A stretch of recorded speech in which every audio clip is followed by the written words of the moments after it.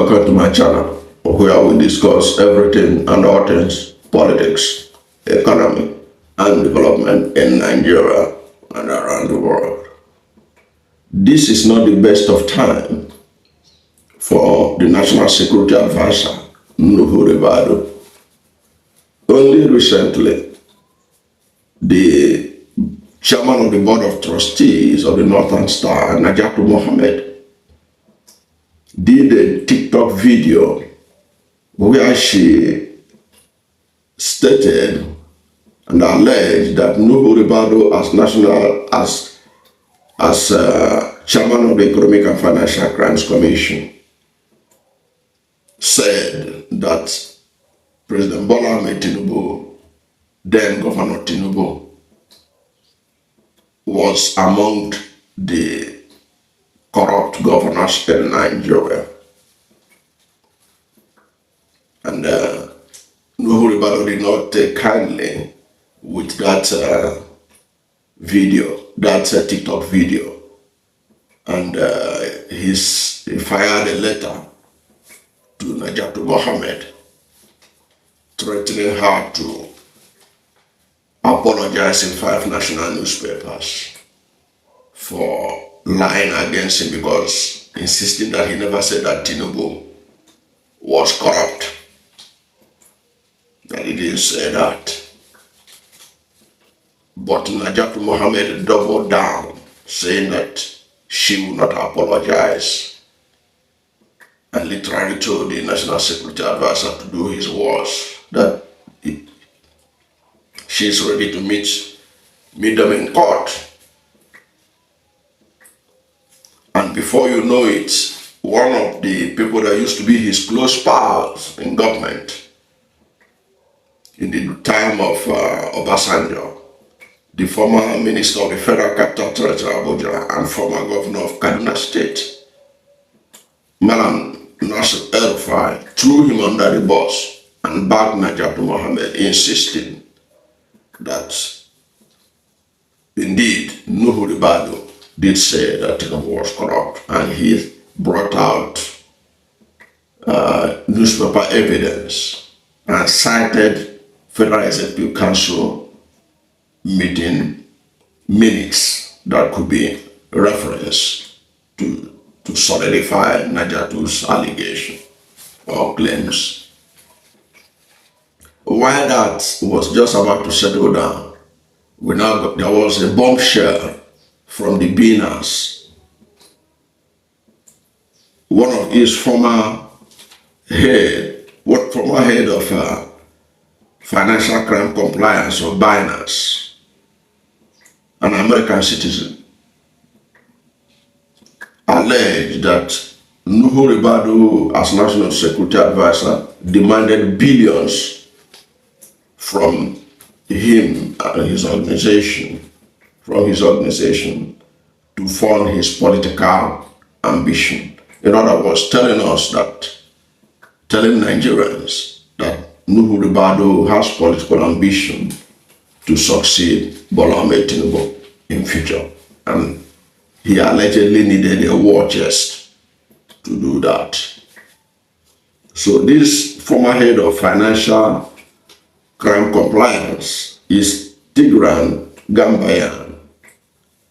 He accused the National Security Advisor, Nuhu Ribadu, of demanding billions to fund his political ambition. Gambaryan said Ribadu could not push through his demand due to the exposure of a corruption scandal. Recall that in 2024, Gambaryan was arrested by the Nigerian government and arraigned on money laundering charges. In April 2024, the EFCC had arraigned Gambaryan for alleged money laundering. And this Gambaryan is a United States citizen. He was arrested and detained in February 2024, following the clampdown on the cryptocurrency firm over alleged manipulation of the Naira. The money laundering charges were eventually dropped by the Nigerian government. However, while recounting his 8-month ordeal, and Ribadu's Gambaryan posted on X, and I quote, "We had a strong working relationship with Nigerian law enforcement, but the greed destroyed all cooperation between Nigeria and the entire industry. They even threatened administrators at Nizar Moya Hospital, instructing them not to admit me when I was extremely ill.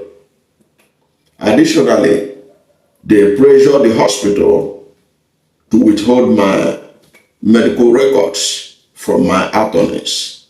This was later confirmed by the Turkish Ministry of Health when my friend met with the officials in Turkey. Ribadu emphasized that he wanted billions in payout to fund his future political ambition. However, when the corruption scandal came to light, he was trapped because any settlement will now be perceived as a bribe. I guess he really wanted his boss's job. Ribadu even hired a US law firm to negotiate my release, but this fell due to their incompetence and greed. Ribadu overstepped his authority and embarrassed Nigeria in front of US National Security Advisor Jake Sullivan. Ribadu, acting like an asshole, angered the White House and led to diplomatic repercussions. The US limited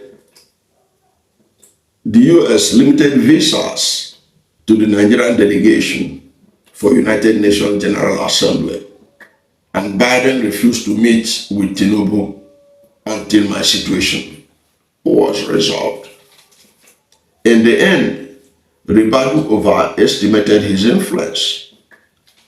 They thought they could secure a quick win, but instead they created an international incident exposing his incompetence on a global scale.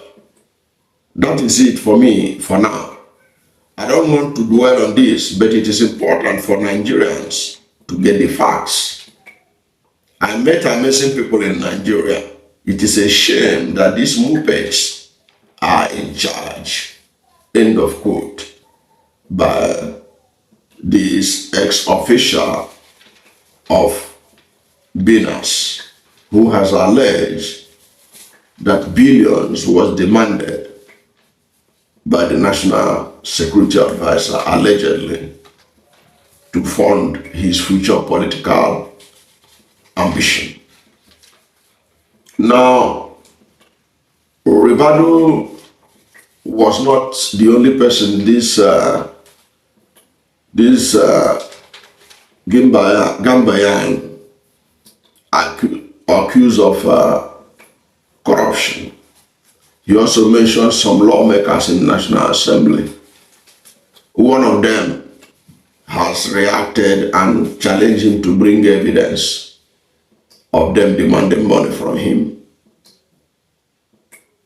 One of them, one Philip Abase, has challenged him to bring evidence.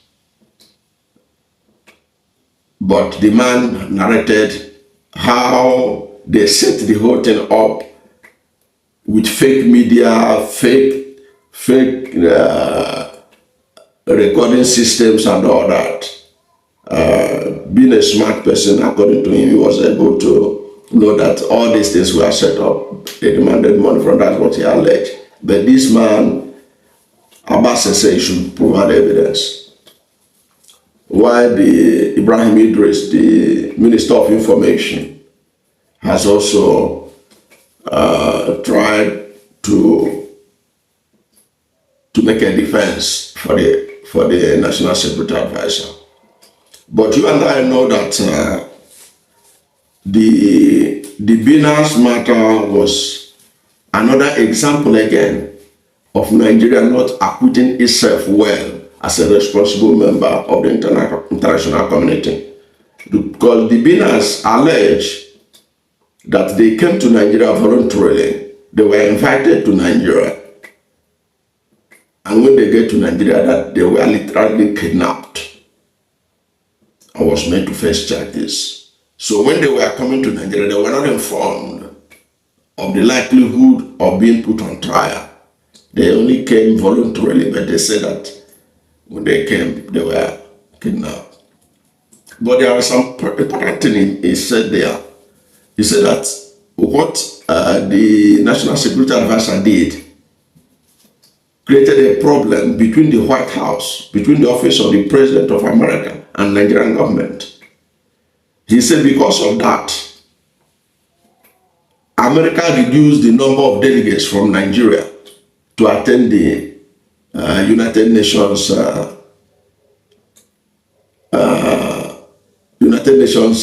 General Assembly, UNGA.